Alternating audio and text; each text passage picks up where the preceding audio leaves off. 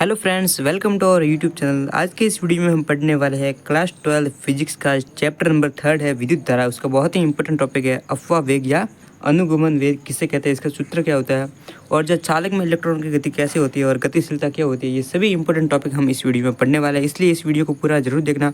अगर चैनल पर नए हो तो चैनल को सब्सक्राइब करना, अगर वीडियो पसंद है वीडियो को लाइक करना और अपने सभी दोस्तों के साथ वीडियो को शेयर भी जरूर करना। तो चलिए शुरू करते हैं। अफवाह वेग या अनुगमन वेग किसे कहते हैं, तो इसको समझने के लिए जो है आपको पहले चालक में इलेक्ट्रॉन की गति को समझना होगा। तो देखिए ये कोई चालक है, ठीक है। तो इसमें इलेक्ट्रॉन कैसे गति करता है, तो जब चालक के सिरों पर विद्युत क्षेत्र आरोपित न किया जाए तब इलेक्ट्रॉन यादृच्छिक गति करते हैं, यानी कि इस तरीके से जो है कभी ऊपर कभी नीचे जो टेढ़ी मेढ़ी गति करते हैं, इसे जो यादृच्छिक गति कहते हैं, ठीक है। अब गति के दौरान ये स्थिर आयनों से टकराते हैं। अब स्थिर आयन कहाँ से आ गए, तो स्थिर आयन क्या होते हैं, देखिए ये चालक है, इसमें परमाणु होते हैं, ठीक है। परमाणु के बाह्यतम कोश में जो इलेक्ट्रॉन निकलता है, ठीक है, तो वहाँ पर उसमें जो है इलेक्ट्रॉन की कमी आ जाती है, यानी कि प्लस आयन आ जाता है। वो प्लस आयन स्थिर आयन कहलाता है, जिससे जो इलेक्ट्रॉन आकर्षित होकर टकराते हैं और टकराने के बाद जो यादृच्छिक गति करते हैं, ठीक है। तो फलस्वरूप इसका ऊर्जा का ह्रास होता है। तो इलेक्ट्रॉन टक्कर करेंगे तो उसमें ऊर्जा का भी ह्रास होता है। इस प्रकार किसी भी क्षेत्रफल से गुजरने वाले कुल आवेश का मान जो है वह शून्य होता है, यानी कि किसी भी चालक से जो विद्युत धारा का मान जो होता है वह शून्य होता है। अब देखिए, जब चालक के सिरों पर विद्युत क्षेत्र आरोपित करने पर, ठीक है, जब तक विद्युत क्षेत्र आरोपित नहीं करते तब तक तो क्या होता है कि उसमें से धारा प्रवाहित नहीं होती, लेकिन जब चालक के सिरों पर विद्युत क्षेत्र आरोपित करते हैं तो क्या होता है, ठीक है। यही से जो है हम समझेंगे कि अफवाह वेग क्या होता है।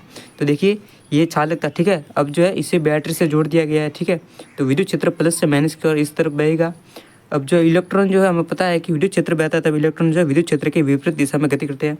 तो इलेक्ट्रॉन जो है विपरीत दिशा में गति करेंगे, पहले जो है इस तरीके से टेढ़ी मेढ़ी यादृच्छिक गति करते हैं, लेकिन अब जो है विद्युत क्षेत्र के विपरीत दिशा में जो इस प्रकार से वक्राकार यानी कि कर्व टाइप में जो है इस प्रकार से इलेक्ट्रॉन जो है विद्युत क्षेत्र के विपरीत दिशा में गति करेंगे। जब चालक के सिरों पर विद्युत क्षेत्र की विपरीत दिशा में इलेक्ट्रॉन बल का अनुभव करते हैं, ठीक है।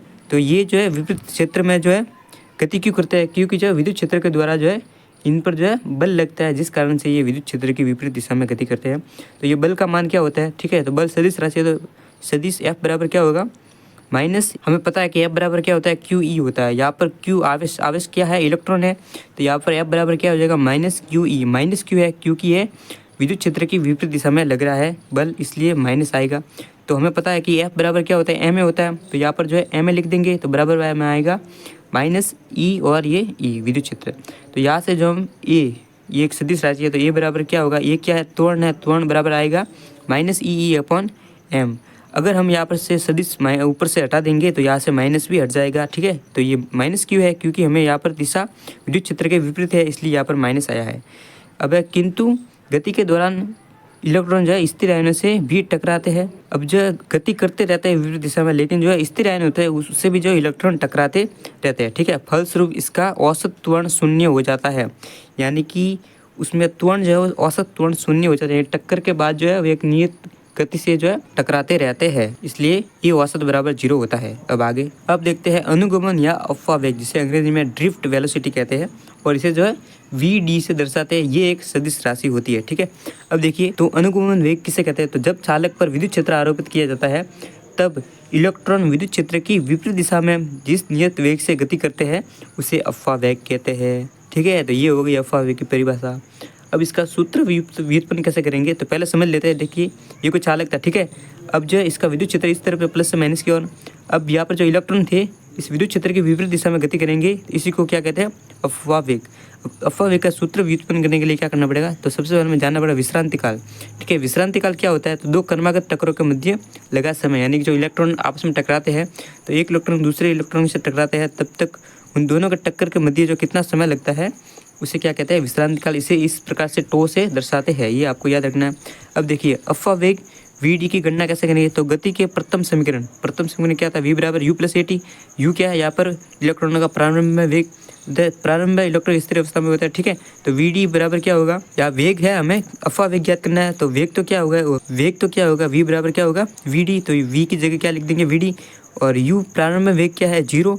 अब है यहाँ पर देखिए हमने जो ए का मान ज्ञात किया था, तो यहाँ पर जो है AT है, ठीक है। तो यहाँ पर हम जो है त्वरण का मान रख देंगे जो कि हमने यहाँ से ज्ञात किया था। ठीक है, ये हमने ज्ञात किया त्वरण का मान, यहाँ से त्वरण का मान रख देंगे। तो त्वरण का मान रखने पर VD आएगा बराबर माइनस ई, यहाँ पर टो क्या है, विश्रांति काल। ठीक है, टी की जगह यहाँ पर विश्रांति काल टो आ जाएगा और अपॉन में m हो जाएगा। तो यहाँ पर ये सदिश के रूप में अब सदिश हटा देगा, माइनस में हट जाएगा। तो VD बराबर आएगा ई टो अपॉन m। ये और ये दोनों समीकरण सही है।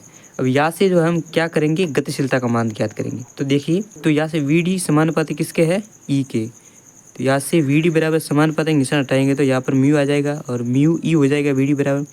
तो यहाँ से म्यू ज्ञात करेंगे तो VD अपन ई हो जाएगा। तो म्यू है, इसको क्या कहते हैं, गतिशीलता। तो गतिशीलता क्या होती है, तो गतिशीलता क्या होती है, इसे जो है मोबिलिटी कहते हैं और म्यू से दर्शाते हैं। तो अफवा वेग एवं विद्युत क्षेत्र के अनुपात के बराबर जो है गतिशीलता का मान होता है, या फिर कहे तो एकांक विद्युत क्षेत्र में जो अफवा वेग का मान होता है उसे गतिशीलता कहते हैं।